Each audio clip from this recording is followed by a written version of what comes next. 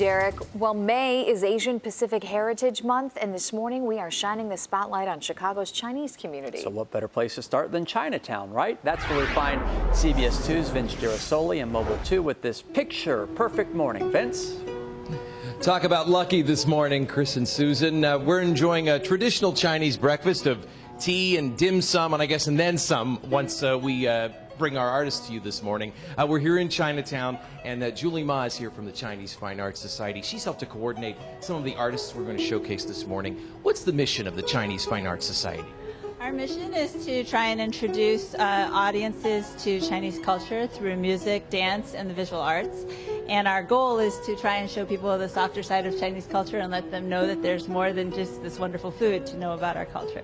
What do you see all the performers she's arranged for us this morning? But I want to start off with this instrument here that I know as a zither, but there's another traditional Chinese name for it, correct? Right, the Chinese name for it is the guzheng. It's a 21-string plucked instrument.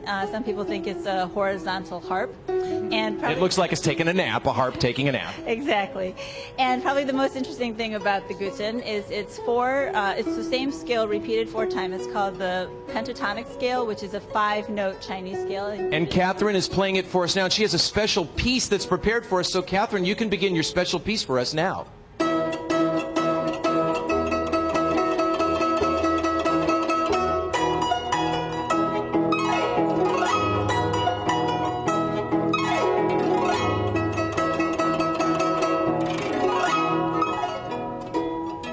Talk about some zippy music to get you started this morning. But in addition to that, Julie, I understand we have a calligrapher over here who's painting some traditional Chinese characters. Tell me a little bit more about that.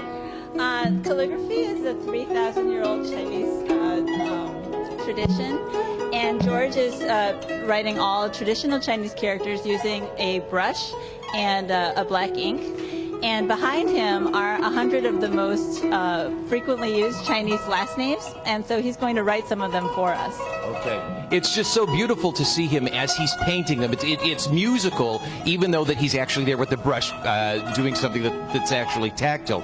And typically there's someone who actually dips the brush in the ink for a Chinese calligrapher, correct? This is something that they do. The ink, managing the ink on the brush is a very important part of the process, and because you want every stroke to have just the right amount of ink so that you get these beautiful, it's art, but it's also writing. So it's communicating, but it's also art. And I want to show you some art that they did especially for us this morning at Channel 2. Back there, I don't know, I guess you cannot read these characters, but that says CBS, Columbia Broadcasting System. So we want to thank you very much for that. A lot more art and culture coming your way from Chinatown this morning as we celebrate the culture of China, and a lot to celebrate too. So this is my Italian culture saying brindiamo, and more coming your way later. Wow, that's really interesting. It's so beautiful, the lettering. It looks hard to do. I know, and CBS turns into about, nearly a dozen characters there. So interesting. I'd like to see Vince's name in those characters. Maybe we can do that later this morning. Sounds Thank you for that, good. Vince.